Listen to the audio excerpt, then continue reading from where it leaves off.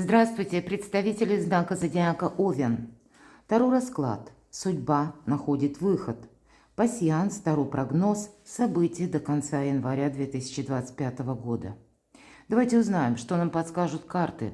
У нас сегодня цыганский старинный пасьянс и колода Таро. И если пасьянс больше раскрывает события, именно событийный ряд, то посредством Таро мы с вами рассмотрим, как же мы воспринимаем возможные события. Безусловно, будем реалистами. Любой прогноз, расклад не расскажет личной истории каждого из вас. Но я надеюсь, мы с вами проведем приятное время, и все же жизнь не бывает полностью предсказуема.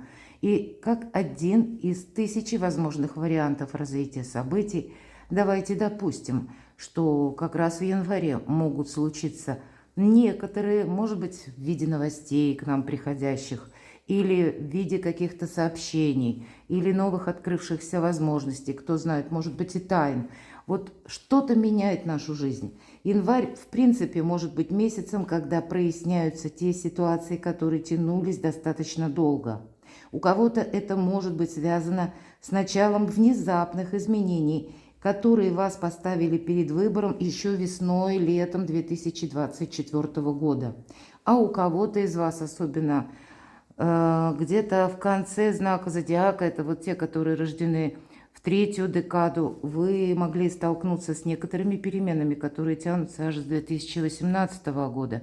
И, исходя из вышеизложенного, давайте узнаем, чем для вас может быть вторая половина января, или что для вас будет внезапным, или к чему все идет, какая-то ситуация, что, быть может, вас удивит, или в чем риск, что нужно знать, что прояснится. Здесь у каждого будет как-то по-своему. Или те события, с которыми вы можете столкнуться до конца января. Мы назвали «Судьба находит выход», поэтому тут действительно предполагается что-то судьбоносное, и это не просто слова, а когда по части ваших козырей вы можете себя спрашивать не раз, что мне с этим делать, или можем столкнуться с какой-то новой реальностью, или какая-то новость, неожиданное, может быть, событие в жизни ваших близких людей. И мы не говорим, что это что-то плохое, отнюдь нет. Скорее всего, январь – это своеобразная перезагрузка. Ведь весь 2025 год – основные направления – адаптация и организация собственной жизни в каком-то новом ключе. Итак, давайте будем смотреть, что нам расскажут карты пасьянса. У меня он очень давно, этот пасьянс.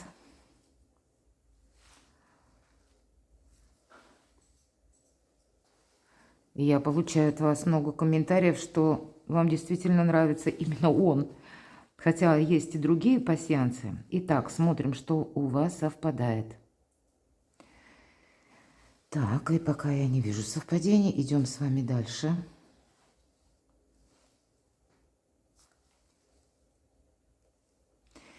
И правда, может быть, до конца января получение какого-то внезапного известия. Может быть, это на почту что-то вам придет, как какая-то важная бумага. Для кого-то это будет просто звонок. Или как в мессенджере сообщение. Но вот это самая молния. Вы ее получите.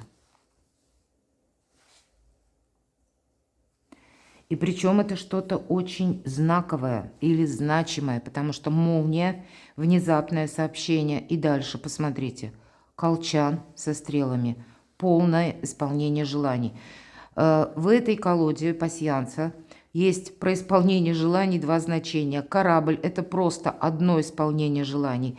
А вот что касается стрел, как будто в несколько направлений были выпущены эти стрелы, поэтому несколько исполнений желаний. Новость вроде бы одна, и я могу так предположить.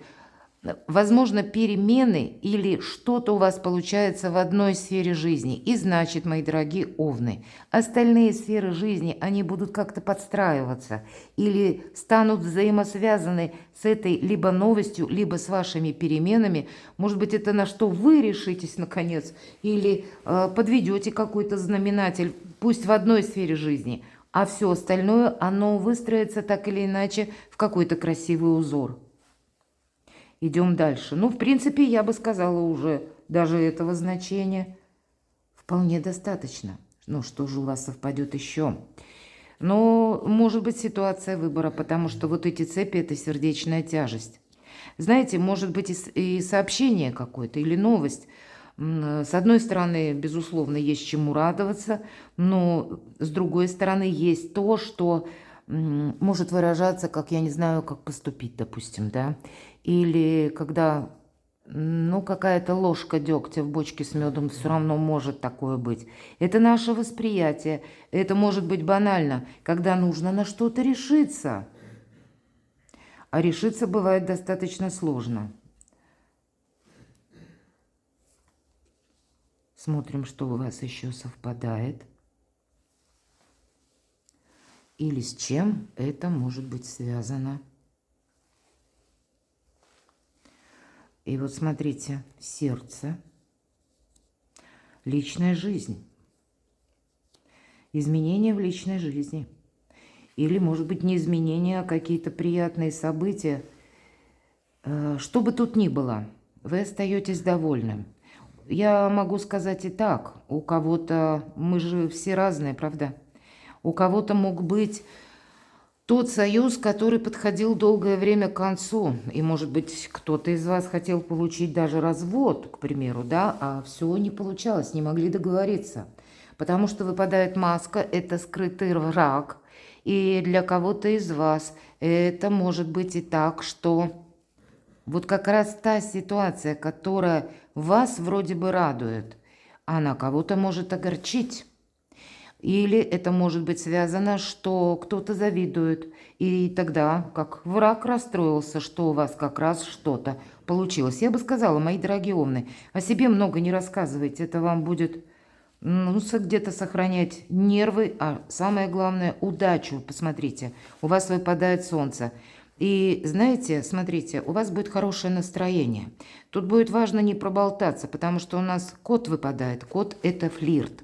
Поэтому я могу предположить, даже для тех, у кого прежний какой-то союз де-факто уже, ну, не существует, а де-юре и еще есть какие-то вопросы в согласованиях, или договориться нужно. Договориться вы как раз умеете, вы почувствуете вот это обновление, свободу.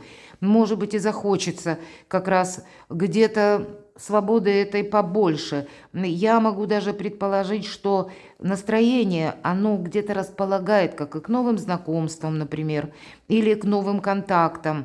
Флирт все же выпадает, и поэтому у кого-то прежняя история закончилась, и новая начинается. Ну а почему бы и нет? Если мы в прежней не были счастливы, это не значит, что мы теперь на себе, на своей судьбе поставили какой-то крест. Нет. Но эти значения нам не говорят о том, что новые отношения будут продолжительны. Все же нас призывают эти карты, это мое мнение, быть осторожным, аккуратным, потому что на кону ваше солнце. И пусть в этой колоде карт это не совсем Таро, но все же солнце всегда есть солнце, это радость, это удача, это успех с полным исполнением желаний. Значит, какие-то основополагающие моменты у вас будут в январе решены. Но солнце – это еще и правильное направление. Поэтому поставьте для себя какие-то правильные цели, задачи, потому что последующие полгода – это необходимое время вашей активности или развития ваших намерений, целей, желаний. Когда выпадает солнце, мы не можем жить, ну, где-то как придется. Здесь будет именно какая-то область ваших достижений очень проигрываться. Или ваша миссия, мои дорогие овны, если хотите. Ну хорошо, вот это просто событие. А давайте мы с вами теперь дополним картами Таро и спросим общий фон энергии. Какой он до конца января? Общий фон ваших энергий. Шестой старший аркан. Выбор. Это аркан влюбленные. И в этой колоде Таро нам больше говорят о том, что это вообще-то про любовь. Правда, личная жизнь, общий фон энергии. Либо это то, что вы в вашей семье намечаете сделать, или какие планы в вашей семье вы имеете, или то, что по личной жизни вы с вашим партнером уже обсуждали, или в каком направлении движутся ваши отношения. Личная жизнь, тем не менее, она на первом плане. Видимо, это нужно сбалансировать. И нужно сказать, что шестой старший аркан – это своеобразный тоже баланс. Мы должны быть, как и дипломатами, может быть, в выборе в каком-то вам нужно проявить дипломатию, опять же, старший аркан. Значит, какие-то внешние события будут способствовать тому, чтобы вы сделали или правильный выбор, или договорились с нужными людьми, в правильном ракурсе, направлении проявили эту самую дипломатию. Дипломатом, правда, быть придется. Здесь немножко для того, чтобы получить то, что вы хотите. Или сделать для себя что-то наиболее продуктивно и правильно. Действительно, договариваться придется или принимать Соломоново решение. На кону как и солнце, так и исполнение желаний. Это общий фон энергии. Неожиданные события. Давайте спросим, с чем это может быть связано. Тут в неожиданностях ускорение. Восьмерка жезлов, как какая-то трансформация, которая неизбежна, но здесь могут быть еще и, к примеру, вы получаете какую-то новость, вы не можете отложить ее на потом, потому что, с одной стороны, мы набираем темп, но темп как раз можем набрать, когда мы что-то не отложили на завтра. К примеру, вам предлагают приехать в какую-то инстанцию или посетить кого-то, или с кем-то встретиться. Вот есть вот этот внезапный момент, который мы, да, молния, мы не можем от этого отказаться. От этого будет зависеть развитие событий. Или, может быть, как получение важного документа для кого-то из вас, если вы, как таковой, долгое время ждали. По этой карте, если мы сказали «набираем темп», это значит, если даже была какая-то прежняя история, но она словно тянулась, и нам было непонятно, чем все закончится. Как раз вторая половина января может быть с этим связано, что что-то проясняется, или какие козыри в руках вы точно будете знать. Давайте мы спросим, что важно учесть, что нужно знать, или в чем риск. Риск в том, что захочется расслабиться. А для кого-то риск полное исполнение желаний. Это по семерке кубков, как у нас глаза вроде разбежались в разных направлениях. Вы чувствуете свою силу. С одной стороны, кто-то может почувствовать, что да, правда, у меня сейчас как фортуна. Или какой-то такой период, когда, может быть, в несколько дней что-то для вас складывается неплохо. И будет желание расслабиться именно потому, что нам в такие моменты кажется, ну вот, это так будет всегда. Первая карта скорости, а вторая прокрастинации, когда мы ничего не делаем, когда мы можем действительно что-то отложить на завтра, а завтра этой возможности уже не будет. Давайте узнаем, что вас удивит. Что-то завершится. Это как завершение жизненного этапа определенного. И правда, кто-то почувствует облегчение, пусть даже это будет связано с какими-то, совершенно разными новостями, событиями. Значит, мои дорогие овны, вы как-то это проанализируете, поймете, действительно, зачем был нужен, к примеру, какой-то сложный предыдущий период. Или, может быть, у кого-то это связано даже с работой. На работе было какое-то увольнение, и это было не в январе, а прежде. Хотя я могу допустить, у кого-то и в январе может проиграться. Так вот, если ошеломила эта новость поначалу, то вот теперь уже какие-то до конца января либо вы сами для себя перспективы открываете, либо какие-то новости еще приходят.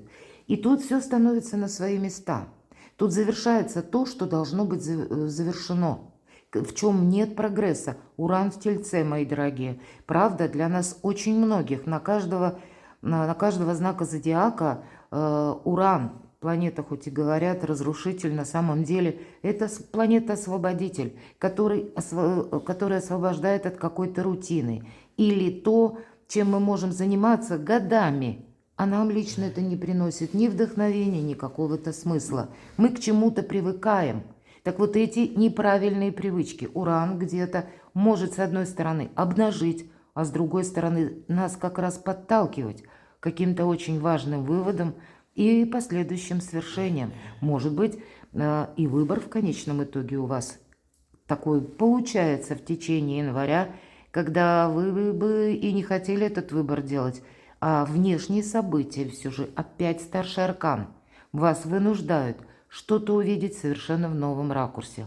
И когда выпадает 13-й старший аркан, это прогресс совершенно очевиден.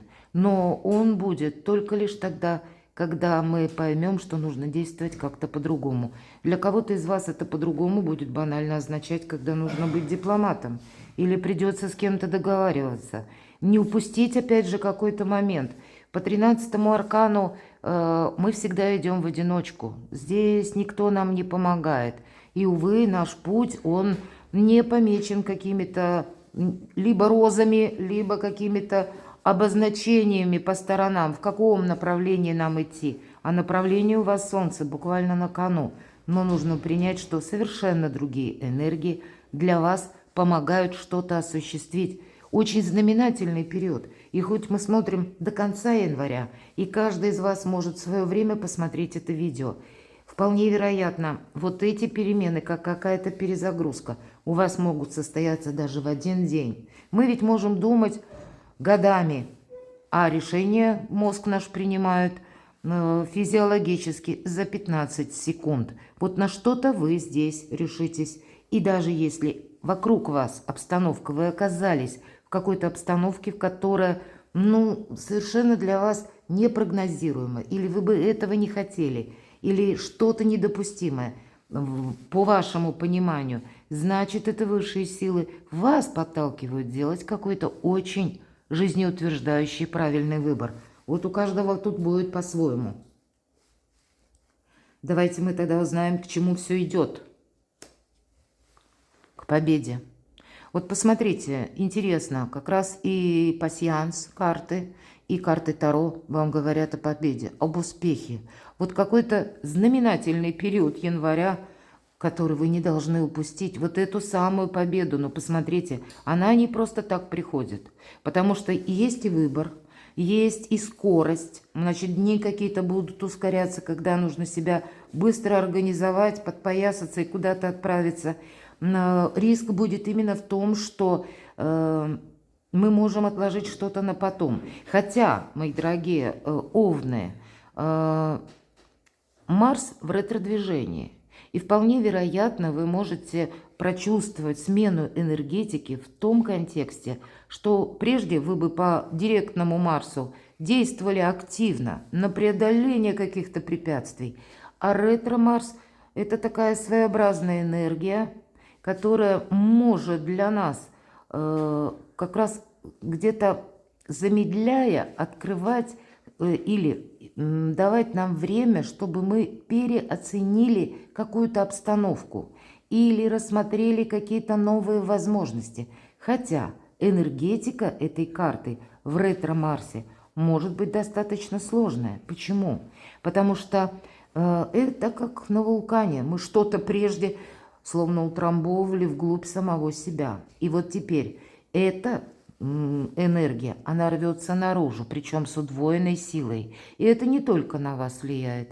Вы можете столкнуться с проявлениями таких ярких эмоций, как гнев или чересчур, например, у кого-то радость со стороны других людей. Вас тоже это где-то может даже удивить, потому что Марс, он вызывает как раз такие очень сильные, мощные энергии, даже оказывает влияние на нашу психику. И если вы будете совершенно спокойны, значит, ваши контакты или ваши оппоненты могут тоже себя вести несколько неожиданно. Но каков бы ни был путь, победа уже как будто все равно за вами. Но для этого необходимо пройти через тот период, когда мы идем в одиночку. Значит, достичь этой победы можно в одиночку. И путь, вот это направление, вы должны выбрать, исходя из того, что же хотите именно вы, а не кто-то хочет другой. Давайте мы откроем карту «Совет». Я всегда говорю, туз мечей – это выход из лабиринта. Вот какой-то лабиринт у вас точно должен закончиться. Вы с чем-то определитесь до конца января. Или нужно на что-то решиться. Иначе, если мы так где-то и не можем совершить вот этот самый выбор, мы словно отдаем свою судьбу на волю случая. Или когда мы какое-то время прокрастинируем, никак не решаемся что-то начать. Тут ведь может быть, знаете, как выбор во многих направлениях, а выбрать нужно что-то одно. И, безусловно, когда мы выбираем одно, значит, от чего-то другого мы отказываемся. Вот это где-то и 13-й аркан, ведь это тоже какой-то отказ. Добровольный может быть отказ, но у кого-то и обстоятельства приводят к этому отказу. И после только этого будет ваша победа. Какое-то правильное направление, вот как по Солнцу, вам предстоит выбрать в январе. Перекладывайте на себя, мои дорогие овны, и будьте счастливы, будьте любимы всегда.